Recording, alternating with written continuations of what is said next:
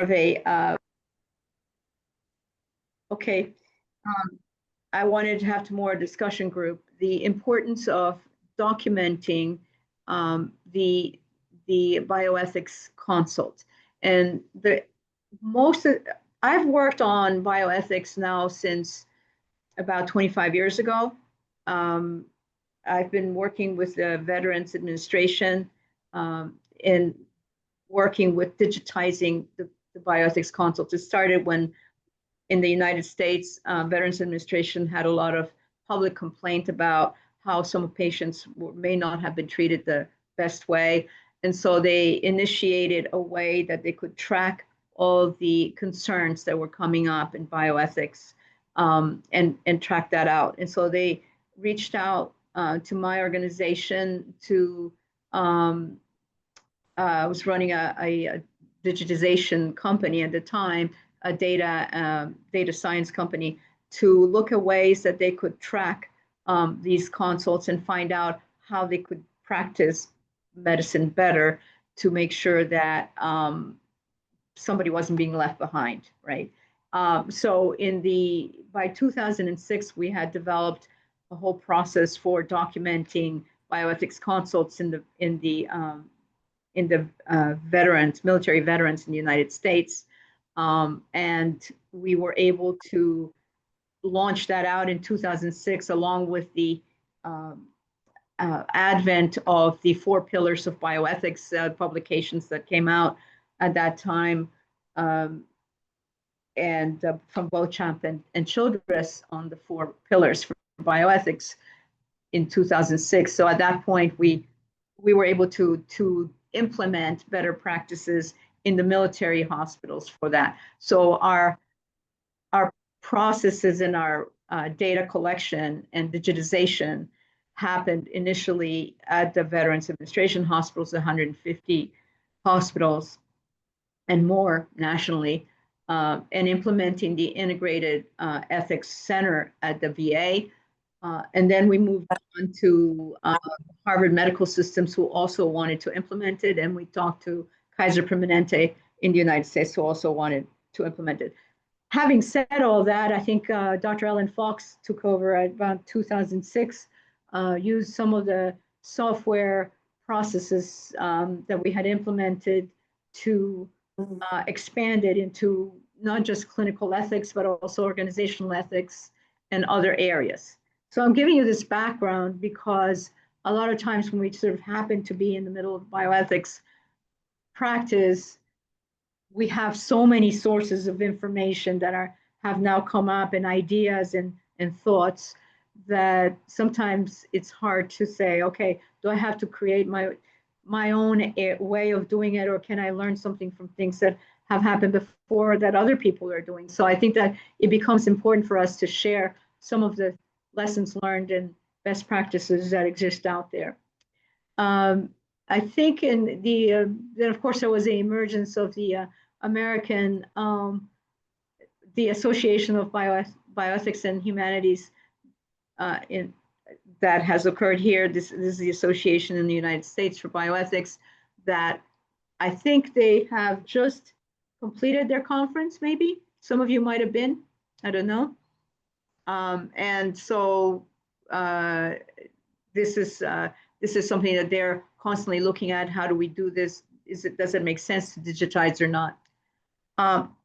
Having said that, a lot of centers have their own templates that they want to follow. And I wanted to share with you some of the things that we've learned over the years. There's a Dr. Kelly Armstrong who created a coding system that she calls ACSES or ACES.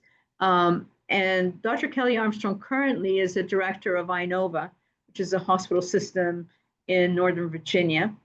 And she's come up with a coding system so that you can catalog cases in a standard way. And where that helps is if you're sharing information about things that you've learned, if we can all start using at least some basic things that help us compare one center from another, and how did you handle certain cases, it helps us understand what are the best practices? How should we teach bioethics?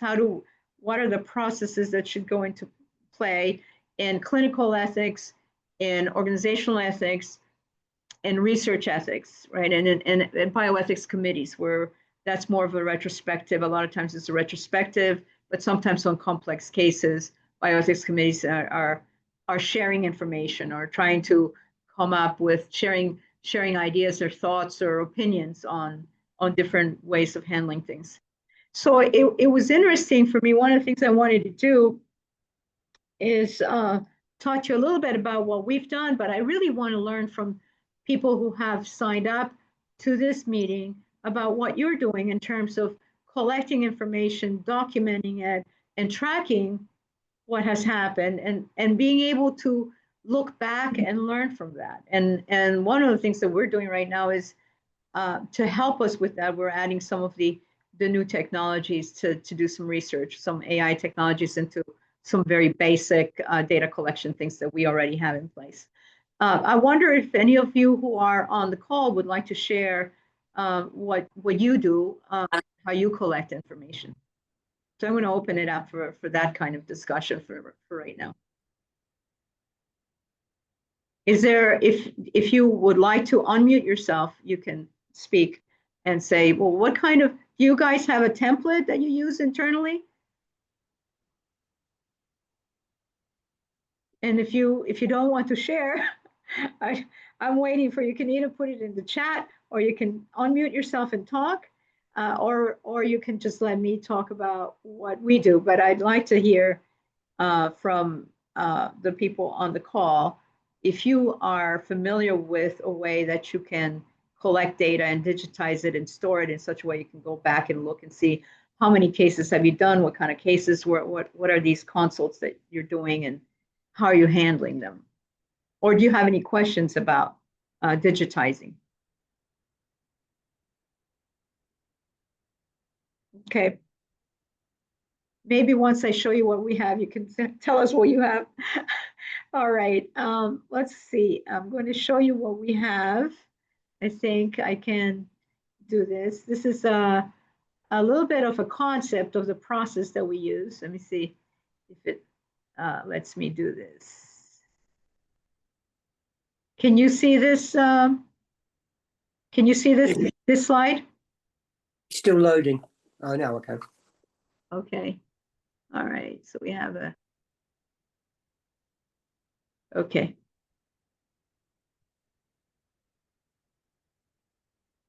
All right. So, right. This is what we have. This is a process that we follow in a clinical ethics process. This was developed over the course of probably 10 years, initially 6 years within the military ethics, and then with Harvard Medical Systems and the Boston Children's Hospital, we were able to add and modify some things. Essentially, an ethics concern comes to us. We receive this request, and we document who made the request, what's the relationship. Usually, it's about a patient or a specific situation. Sometimes it's not. Sometimes it's a difference of opinion between the physician and the nurse, where you're causing some kind of moral distress. Sometimes it's just the way you're interpreting policy. But let's talk about a clinical ethics where the locus of the concern is the patient. So you receive the request and you determine, okay, who are the stakeholders? So somebody calls in and you want to know what's the situation. It's this patient. Who are the stakeholders? Who's the clinician? Who's the nurse in charge? Who are the people who are involved in this situation? And so we collect that information, we document that, and usually that comes to our bioethics office, and then they call in somebody who is registered as a bioethicist in that facility, and that person calls back and inspects the facts and may talk to the clinician or the nurse, and may then meet face to face. And the American Society for Bioethics and Humanities recommends on a clinical ethics consult that you actually go and see the patient and visit directly to just get a very good idea of what's going on. So that you're not just getting the one side part of the clinician, physician, or nurse. So this is the second part is the inspecting of the facts, because you receive this call, you find out, and then you start looking, okay, this is the situation.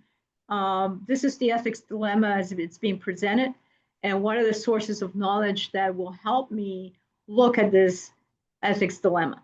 So a lot of times the ethics dilemma has to do with the patient or family members not coming to agreement with the clinician about a course of action to be taken. And so there's a conflict going on. And so what do I know about this kind of case? It's what's the clinical aspect of this case? What is the patient situation with this case? And who are the stakeholders? What is the religious affiliation or the beliefs of the patient? Who's the surrogate, and so forth. And we'll look at the tool and we'll have more detail on it. Once you look at all these sources of knowledge, it's not just the situation, but also a lot of times it's what is if you have Catholic hospitals, for example, or Seventh-day Adventist hospitals, they might have some policies that impinge on how you're looking at, how you're viewing that case.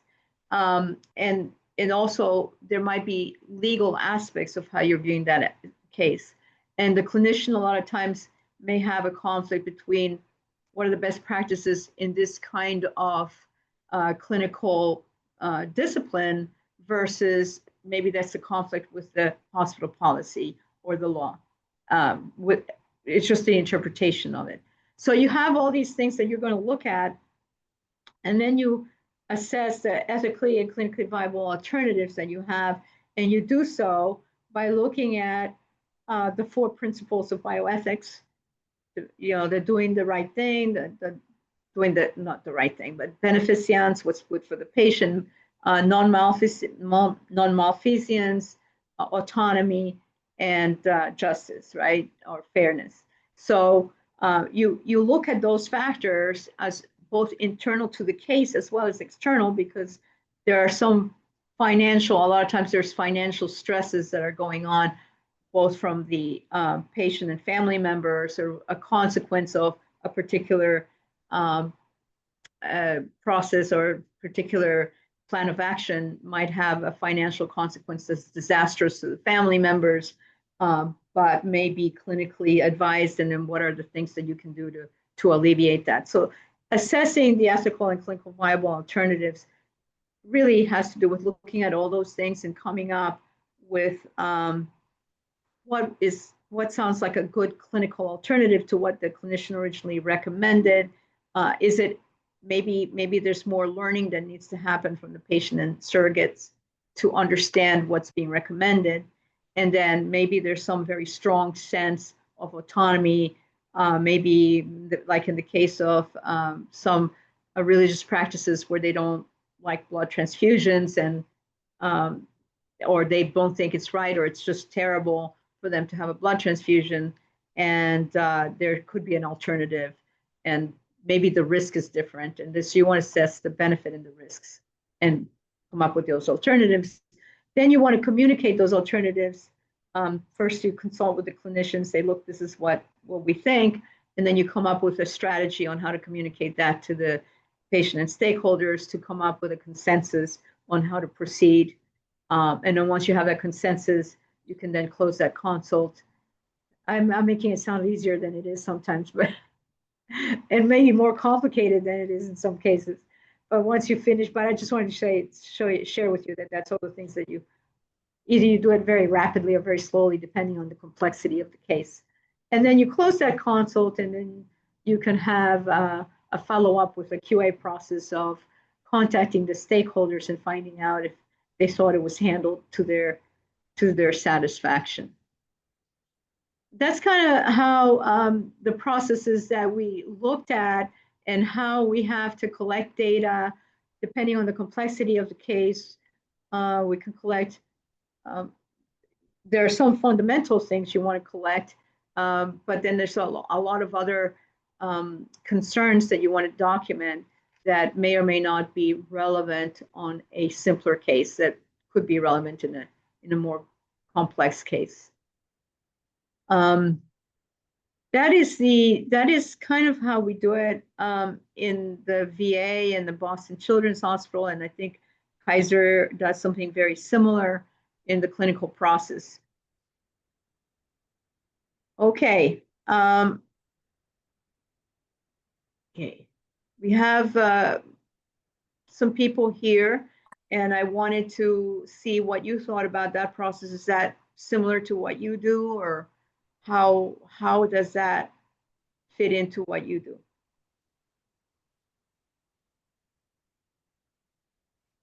Okay.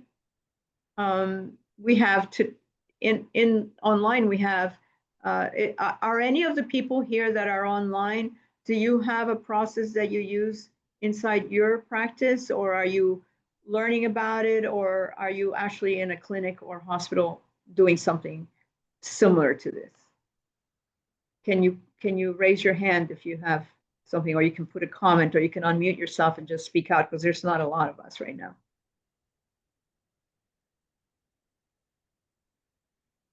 Okay. If you, I'm giving you time. I'm giving you time to say something. So Mercy, you look like you might say something. So I'm looking at. I was debating on whether to write it down or just mention it, but I was gonna say I haven't had any experience being able to use such a framework, so that's why I don't have anything to say about it. But yeah. Okay. Okay. Yeah. And then some of you are in the learning mode, and so I understand that. All right. So what I can do is I can move forward. Is anybody here in a hospital setting, or a clinic setting, or a nursing home, long-term care setting, palliative care, or anything like that? Okay. Carmen, can I just raise the fact that we've been involved for some time now, and you visited the UK, and you went to a hospital in the UK to discuss how they actually functioned and the methodologies they use. Is it worth you talking about your experience with outside of the US? Well, I thank you for sharing that. I think that we're at, I think it might be more interesting for them how we collect data and what kind of data we collect, and how this could be helpful, rather than, what other hospitals we've talked to. If you don't mind. I mean, we have talked to Great Ormond Street in England, but I'm not sure that is what folks here want to know. Would you like me to show you the software tool that we use for collecting data? Would that be helpful? Can you just give me a sort of a thumbs up, or? Yes, Okay. that would be helpful. All right, thank you. Oh, great. Thank you very much. Okay, so let me then move on to that. I was hoping to learn from you, so here you are turning the tables on me. Okay, let me show you what we've done and then I'll share with you what we're doing, which is coming up with different versions of what we've done. So what I'm going to show you is the planet, all right? And what we're doing now is we're having a platform that allows you to select a brief road trip to documenting, and then also another workflow that supports the medical research. Right, today we're going to just look at the clinical research, the clinical consult. Right, let me get to sharing the place where we're at. Okay, I'm going to briefly talk about and I already talked to you about how it's laid out, but I will share this. Damn, I want to say that I'm sharing this screen that has these 5 things stated in a different way. Somebody requests a consult, we engage stakeholders, we assess the dilemma, we do some research and find out the alternatives, we recommend a plan. And then what I didn't say to you is that once at the end of this, we can issue a patient note, we document the outcome. That patient note is something that can go into the electronic health record, or it can be printed out to put in the paper file folder or in any other way. So this is what we're going to look at, because that's how we do it in our software. So I'm just going to stop sharing that, and I'm going to go into what our software looks like.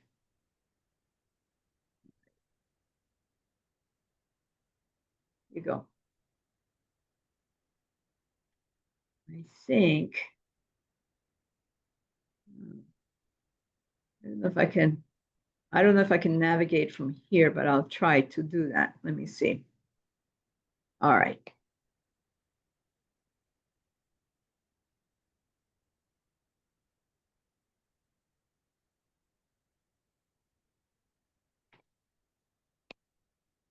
All right, so this is our software. It's called BioEthx with an X. In CMS, consult management platform, CMP, I guess, consult management platform. And this is the main menu.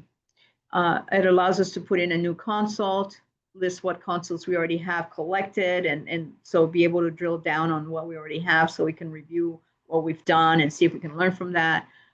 We can have attachments to the consult. So the consult is the whole event of having managed some kind of dilemma. The attachments are documents you want to add. Could be informed consent, could be advanced directives, could be a reference material, an article, or anything like that. We have a way to search through the whole database about using keywords, about giving me something that, give me all the cases that are end of life, give me all the cases that are patients that are Jehovah's Witnesses that don't believe in blood transfusion, give me cases that are neonatal situations, or people with disabilities and so forth. And then reports is just a whole bunch of reports that can look at the information that you've collected in many different ways, the distribution, where this happened, or what kinds of cases there were. So I'm going to go and show you my what happens when you get a new consult. So let's get a new consult here going on. And what we have here is a way to look at whether the consult is a clinical consult, has to do with a particular patient or a situation with a patient, or it's an organizational consult where we're looking at the ethics concern of how we interpret a particular policy within my organization.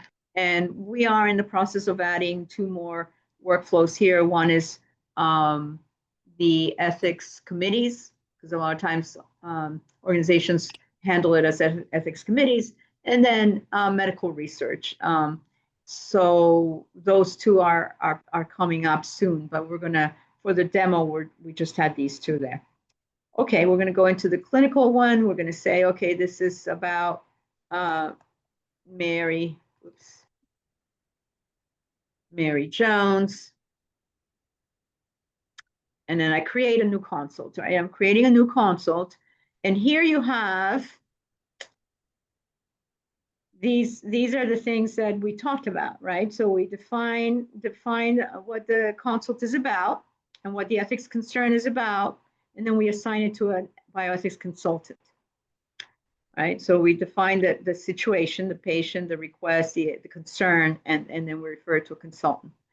The consultant then takes it, and they're looking at all the information, who has authority to decide for the patient, whether there's a surrogate or not, what's the background of the patient, what's the clinical diagnosis, what is the recommended course of action by the clinician, what's the ethics issue? Well, okay, now we have this, they're being told that they're going to be, there's no hope for them, and they're going to go to another respite home, or some other place, and then they don't agree, or any of these things that might create an ethics issue. So that's this part. And then deliberate is when you say, okay, now we're going to talk to the decision maker, we're going to do the analysis, we're going to look at the options, we're going to look at the legal things that impinge on the case. There's another thing. A lot of hospitals are religious hospitals. They're either Catholic hospitals or Seventh-day Adventist. Those are the most popular ones. Um, and so those are also things that we can codify and tag a case with the fact that it may have an impact on certain regulations that are legal regulations or policies that the hospital has because of its denomination. So we look at all those and then we come up with alternatives, and those alternatives are going to have risks and benefits. And then we're going to make a recommendation based on that. And then we're going to take the steps that talking to the clinician, find out if this is acceptable, preparing to inform stakeholders. This is the documentation communication. Now, during a case, you might be hitting this inform quite a few times, not just the last time, but you might be talking to family members a number of times. You might be talking to just the surrogate or just the patient, but in many cases, stakeholders are very important. Family members are very important, depending on how the patient feels about those family members, if they want them involved or not, or if there's a dispute about who's the surrogate. Now, sometimes we have disputes about who's the surrogate and what are their roles. And so sometimes the surrogate needs to have some time to learn what is their responsibility. So inform takes it's really a collection of meetings you might have. But the last meeting is where you communicate, here's the alternatives, how would you like to handle it? This is where we're at. And then you come up with a consensus and then you document that and then you finish. And then when you finish, you are going to tag this consult with reference codes that's the coding system that we have to say what kind of consult is it, what are the resources that were used to conclude this consult, what consultants were involved, how much of their time did it take, and then the final thing is, do you want an evaluation of this? Do you want a QA of this? And some facilities always want a QA, which is the review part, the evaluation and the follow-up on the consult. Were the stakeholders satisfied with how it was handled? Were there any system issues that we should be aware of so we can learn from this and do it better next time? So that's what it is. So we have these menu items, and I just want to let you know, one of the things we did is you don't have to be going in this order, and you don't have to fill out everything that's in here. And you can go into different orders. You can say, okay, I'm on the finish line, but I forgot to put in what we did for the deliberation. I forgot to put in what I did to assess, and I'm going to do it before I finish. So you're not obligated to do everything and document everything in a certain navigational way, which it makes it easier. The other thing we're doing is we're adding a voice activated thing. So a lot of the things on the deliberation where you have text boxes, you're going to be able to go in and talk to this is I'm showing it on a PC, but you could have it on iPad. All right, you can have it on an electronic device. And so you could then hit a button that says, read it. I think I've made my button disappear, but there's a way you can go here, and then you can just even speak and say, there's a keyword that says, okay, listen. And so it starts transcribing what you are talking about, and then you can go back and edit it and correct it because it doesn't always capture every voice the right way. So those are the rules, and this is what our software looks like. So I'm going to quickly go back and look at this menu item, because I'm going to show you that once you put in this consult, it'll be in your database. And here's what it looks like when it's in your database. It looks like these are all the consults that I have in my demo instance. And I'm going to look at this. Oh, I want to tell you that the consult number is something you'll never remember necessarily. I happen to remember because I'm doing Jane Carter a lot. But there is a way that you can put in a synopsis, right? See this field called synopsis. when you create a consult, you can put a synopsis on it that what it's about, so you can go back and find the consult just using the keywords. So you don't have to remember that it's demo 18008. You can put an alternate name to it that it's yours and that you're remembering. Okay, so I'm going to go to demo 18. You see the synopsis here is where somebody's writing this, but you could use this. This is a text field that you can use for many purposes. You can say the patient with 12 children, or you can say the patient with this that came in on Christmas, or you can do whatever it is that helps you remember what this case is about, so you can go back and find it fairly easily. Okay, Jane Carter. You can see how the information for Jane Carter was filled in. Here's the ethics concern. The patient was advised by her GP to undergo genetic screening as soon as possible with the pregnancy due to the family's medical background. The concern is that if the tests find any imperfections, whether or not to terminate the pregnancy. The parents of Mrs. Carter are Catholic, do not agree with abortion. Mrs. Carter was raised as a Catholic, but Dr. Sidney Rose says that the risk to the patient is too great to endure the pregnancy and labor. Okay. So I think you can put coding here, or you can decide not to put coding until the end. So I'm going to skip that part. And then you're going to assign it, because we're here, we just received this concern. We're going to assign it to a consultant. So this is where you go and look at the information sources, what you're going to look at. These are the stakeholders. Here are the stakeholders, and these are the people who are involved with this patient that maybe you need to get in touch with. And so it allows you to put in who these people are, what their relationships are, what's the contact information, so I can call them up or email them. And then I'm going to talk about what other sources of ethics knowledge I need to consult, or that I have consulted. I'm going to talk about the patient's decision-making capacity. Sometimes a patient is just temporarily doesn't have decision-making capacity because of their medical condition.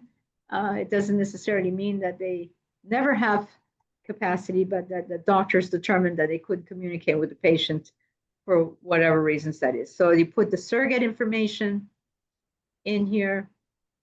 Any comments on that? Advanced directives, anything that has to do with the any informed consent that are on file, you would want to put that in here, and the ethics issue to be addressed. On the deliberate side, I won't go into all the details on that, but you can just say, okay, here's my analysis. Here's how it looks like when I look at the 4 pillars on bioethics. And we're going to make this a little bit, expand on this a little bit more. But for now, I'm just going to show you what the workflow is. And then, of course, you'll have the consultation process. And then you're going to communicate that back to the stakeholders.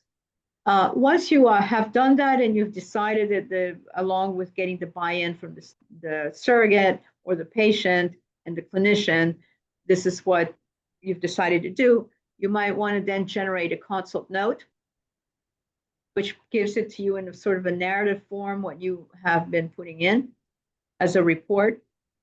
You can then edit this report before you generate it or put it, and you might have written things in here that, you just put in things, you're going to review it, and maybe you want to say less or say more or whatever you want to do before you generate the report. And then you're going to export the report, and you can export the report in 2 ways, actually 3 ways. You can export it as a printed report. That if you're holding paper files, the printed report, put it in the patient file. You can generate it as an electronic record with HL7 tags that tell you what these different fields are. Or you can generate it through what we call an API or a bridge between this electronic record and the electronic patient record. So depending on what electronic patient record is, we would work with you to make this go straight into the electronic patient record that you want, right? So right now, the most popular ones are Cerner, which is now Millennium, and then Epic. So I'm going to close that. And one of the things that we wanted to, so the full report is just simply the data fields, right? It's a more extensive report. It's not, you can say, I only want these fields in my patient record. You can also generate a full report, which is everything that you put in regarding this case. This is everything. Can I just say something, Carmen? I don't know if it's the same for everybody else. Yeah, I'm just seeing a blank screen when you pressed on the reports. Oh, thank you very much. I'm not seeing anything. Well, that's important. Sorry, it was just a white page. Let me see if I can get it here. You see it now? You're just loading up. Oh, there we go. That's great. I'm seeing it. I don't know if everybody else is. That's what happens when you are in this electronic mode, because you can't see the other people's screen, right? This is the full report. Now I can see it. Thank you. Okay. Right. So I'm going to go back here. So that what you missed then is the patient note. It's just simply a subset of this thing. And you can edit it. I mean, you can change any text that you have here before you export it to the electronic patient record. Okay, so that is that part. When you go into finish the case, one of the things that you see here is that you can tag several things to it. You can say the type of ethics intervention it was. Can you see the drop down? Yes. Okay. You can say the locus of concern, which is what was the subject of the concern. You know, sometimes it's the family physician or patient team or patient physician. You know, who are the actors in this dilemma, and then the complexity. So you can tag it with that, so that when you do reporting, you can select out all the cases that had this kind of locus of concern, or you can just look at all of them, or just the ones that are simple or the ones that are complex. And then the thing that is here, which are these codes. Oh, is it a pediatric? This is very important, whether it's a pediatric case or not, because it makes a big difference on how you look at it. But anyhow, and if you had any other thing that you wanted to look for, when you sign up for this, you could say, I also want to know whether I'm dealing with somebody with disability, right? A physical disability, so, or a mental disability. So you could do that. You can add those things in. And then the codes are, as I said, Dr. Armstrong's codes, and this is what the coding scheme looks like. I want to give you a minute to look at it. There are 9 sections in this. The 9th one is organizational ethics. I'm going to leave it here so you can look at it for a minute.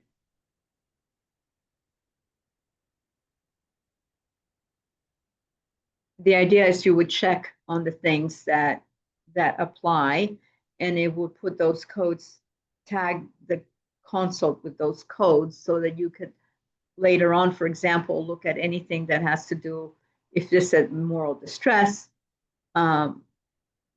you would tag that in. So some people, I say moral distress because it's something that I have addressed recently. So I'm going to share this with you. Some of you have said that you're not, your hospital or your clinic or the place where you're at, you're not in a place where you're dealing with this. So I'm going to tell you what I learned recently is that sometimes you'll have a nurse that knows the patient very well, and the clinician and the physician usually comes in some of the time, and depending on the personalities that are involved, they may or may not have communicated very well between the nurse and the physician recommends a course of action, and the nurse is trying to say, I don't think that's right for this patient, and the physician doesn't misses it or doesn't recognize that as a relevant thing. And then you have created a moral distress between the nurse and the physician on a particular case with a patient. And so that's the ethics of that particular thing. The ethics issue is that moral distress. This one of, yes. Question. Is it possible that you could have a situation on a single consult that would require documenting two or more of these codes? Say, for example, an end of life, and I'm just picking an end of life and a uh, something from professionalism, Right. safety or security. Could you have a code, one or more codes from each of these 9 groups, or is only one code? Well, that's a very good question. I'm glad you asked that, because what you can do is in the current mode, you can select up to 3 codes. And some of these, Okay, yeah, so why 3? Because what we're trying to do is to funnel it to where you could, there's always multiple dimensions to things.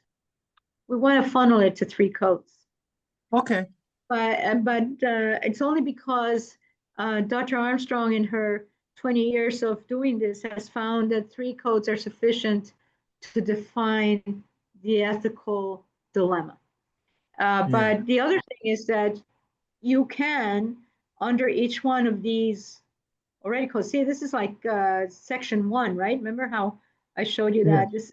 This is right here, decisional capacity.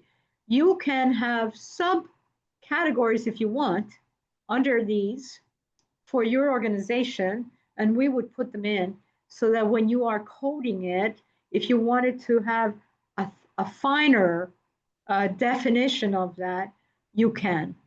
And so that's what this is. This is if you had said, in my organization, decisional capacity, I want to break it out more, we would have put it into the system for your version of it, and it would show up here. Okay. So it would be able to do a drop down here, and it would show you what those things are. And this is all for purposes of being able to retrieve the information later on as the aggregate of all the cases that you've done, and seeing how you have handled it in its aggregate. Okay, thank you for that. Then you can say, show me all the cases where there's decisional capacity and contraception, or there's decisional capacity and therapeutic misconception. So you can do that reporting with multiple variables like that. And then here you can put in how much time did you spend and what consultants were involved. And of course, this is a demo, so we don't have all the consultants that are available in your organization. But if this was your particular instance of this application, then we would put in all the people that were appropriate.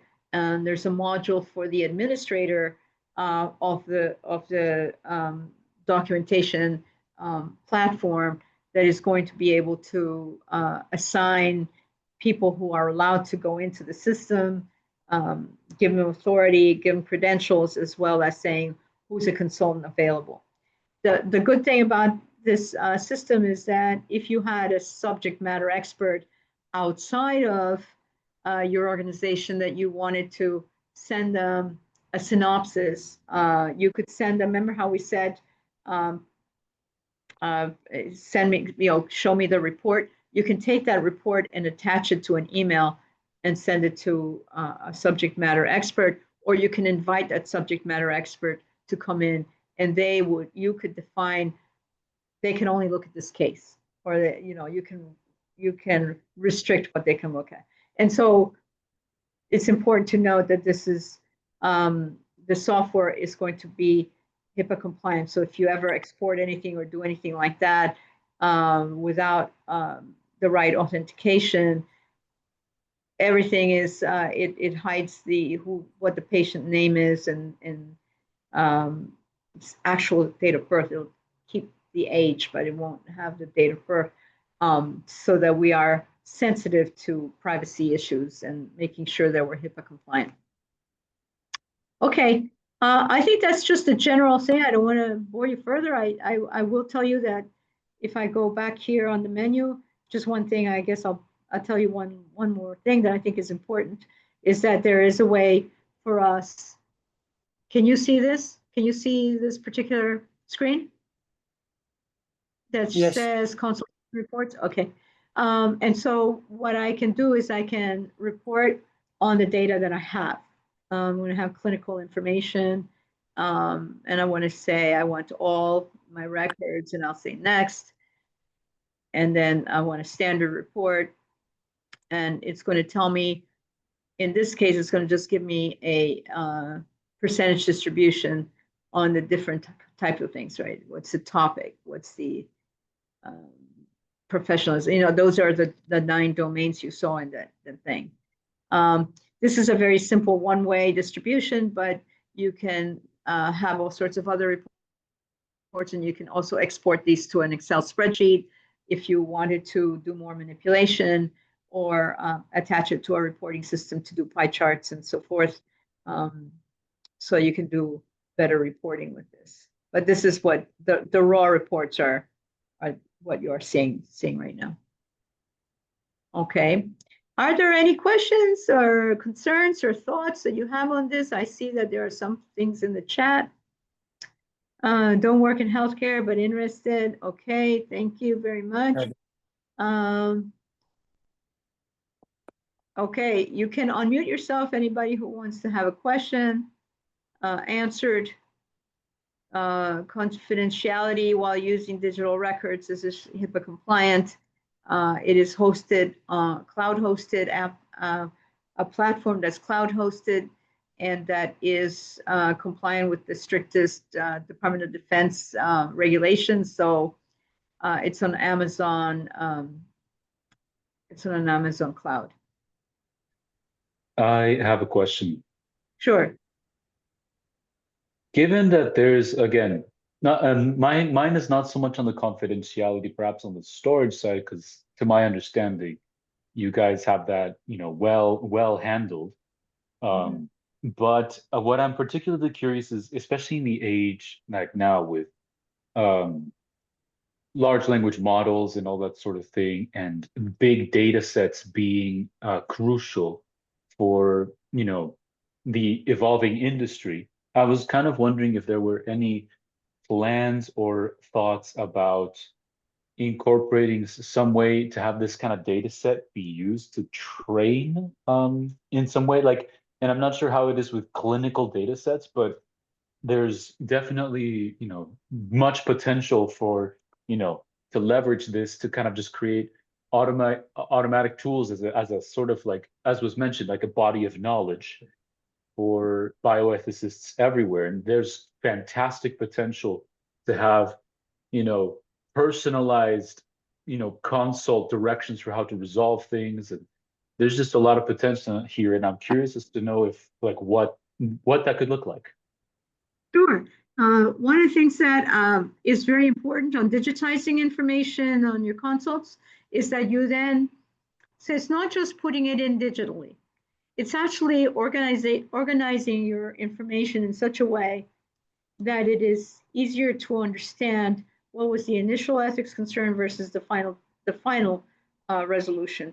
So when you are documenting it in an organized way, such as this tool or other tools might lend you to do, what you're basically doing is creating a standard. And so if we, as a society or as a group of bioethicists, can agree to tag with standard codes, we can start creating a bigger repository. So some people have said, I have a library of cases, this is really great.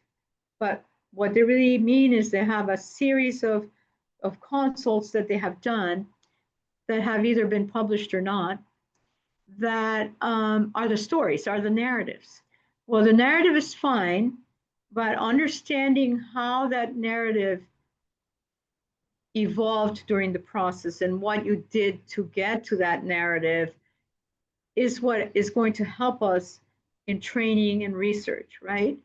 So if I can take the published consults, my consults from my facility, and maybe the people who have a bibliography of consults, and I can organize that information in some kind of way that allows me to drill down. I can then train my artificial intelligence agents and the tools that exist in artificial intelligence to give me some idea if there's this clinical kind of situation and the patient has this kind of sentiment about it because of their background or age or whatever other concerns, then what is the best alternative that I can have clinically and at the same time that I can get buy-in from the patient and preserve their autonomy. So what you are saying is very valid. We are still in the infancy of this until people are willing to do that extra step of documenting things systematically, sharing that, coming up with a common way of storing information and sanitizing it so that we don't have any HIPAA compliance kind of things. We're more interested in training and research. We're more interested in the aggregate, not so much that it's Mrs.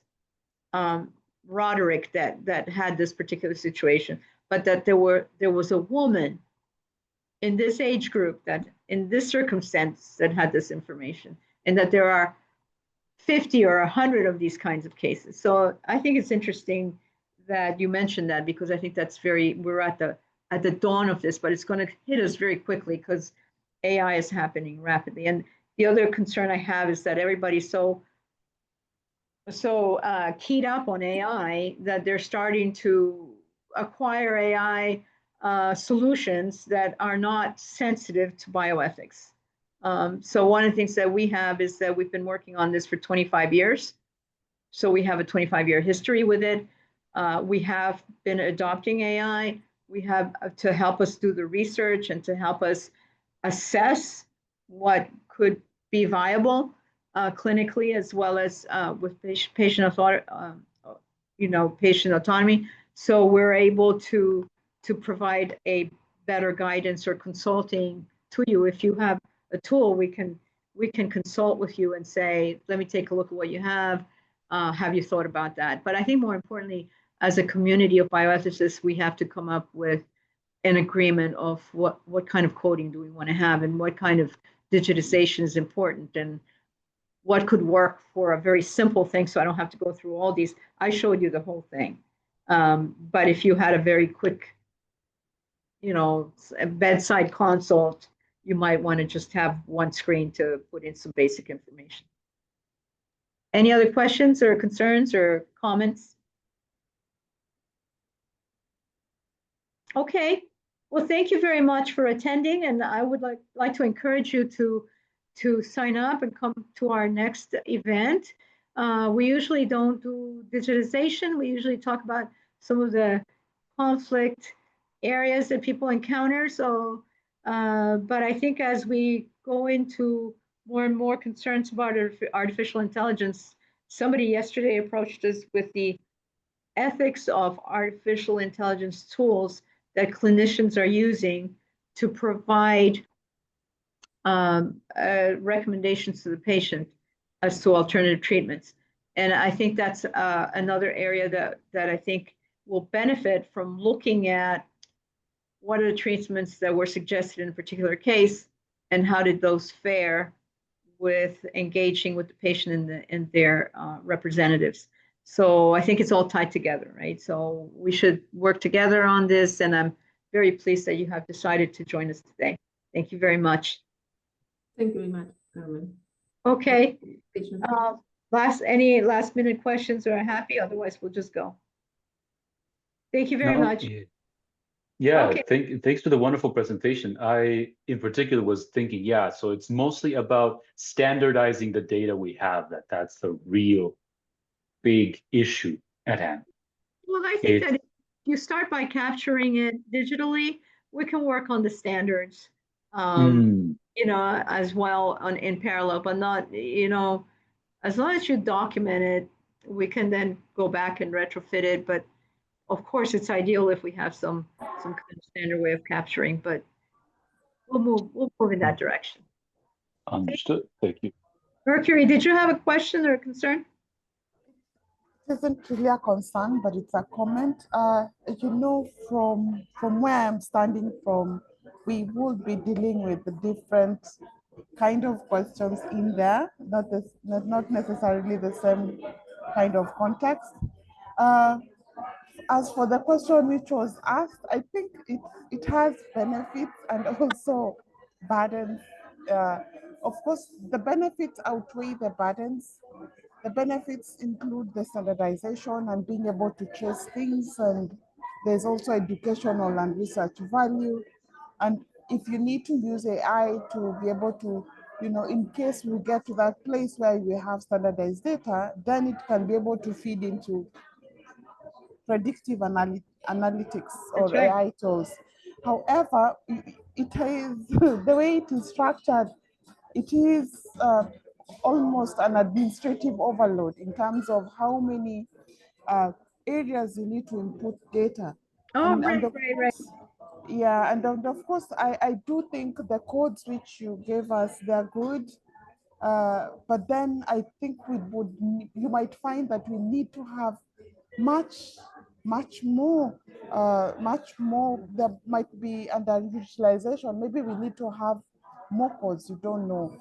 And the way it is right now, it would work well within a high income setup or a Western based hospital based consult, but not in a resource limited or community setup. So there's some things which maybe can be added in case somebody wants to adapt it. And maybe my major concerns would be, the risk of losing empathy or nuance, because, um, we are in a checkbox or tick box kind of setup. So there are those small things you might not be able to see, like the way when you're speaking to somebody, you might not be able to see somebody who's telling you yes or no, but their body language or expression is saying something different. But I That's guess, we can't have everything. So it's just how can we improve it, because it definitely, adds value to to bioethics consults. And yeah. right, right. So Mercury, I think you could make a good point. I think that's it's a very good observation.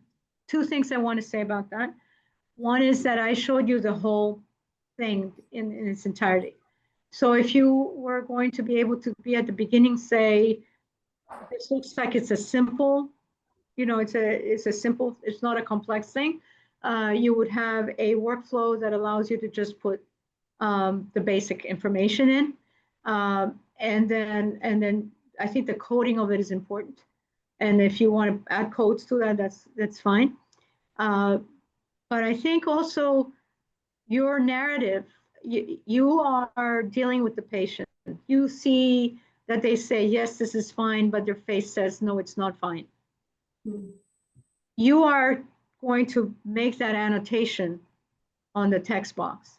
The text box shows up as a text box here, but there is a tool that attaches to this that is a voice recording.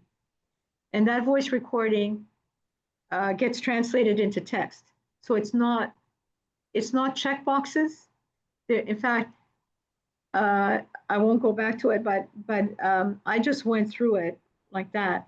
But if we had some time to go through it better, you'll see that they're all text boxes. They're not check. There's some basic check boxes, like you want to know whether they have a surrogate or not. You want to know whether they're an infant or not. They want to know, some basic things you need to know that are check boxes.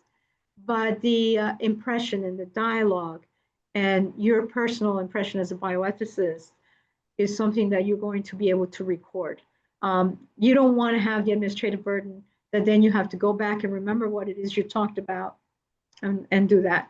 But you do want to have, kind of like you have in psychotherapy sometimes, or psychiatric consults, you want to be able to record that, but the patient's going to have to be okay that they're recorded. And then you want to be able to record that and to attach it to your console. So you don't have to retype the whole thing. And our tool allows you to do that. Does that answer your concern? It Yeah. does. Yeah. And I totally agree. Yeah. So many people, they're afraid to say something, especially if they see it's a doctor.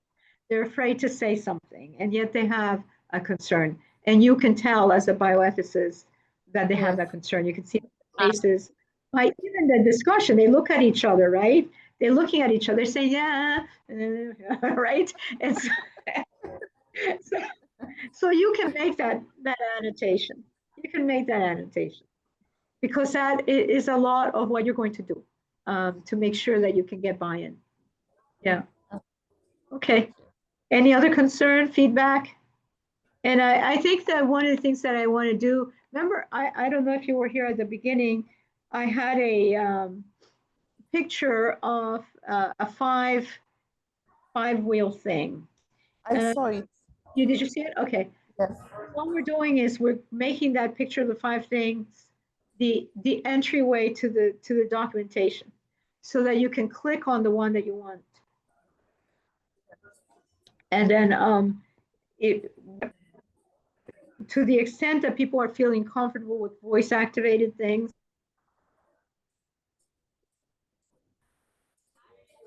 we can do that, or we can tool, so you can go directly to where you You're breaking up. want to go, right? And you don't have to have the manual. Okay.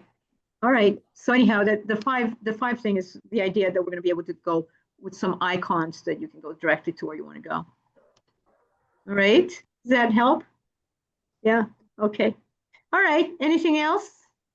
All right. If you can always reach us at info at hccmc.org. I'm going to write it here. Info at, it's not HCCMC, it's by, I have an identity crisis here. Okay. That's the website. I mean, that's the email address. This is my name. Any concerns, any questions you have, or if you want to have a trial period, or if you want to talk about your ideas of a mini version of this, and happy, it's all done here. We do it all here. Create special kinds of things for your organization. So let me know. Okay. And your input is always valuable because it adds to the general knowledge of what we have. It's great.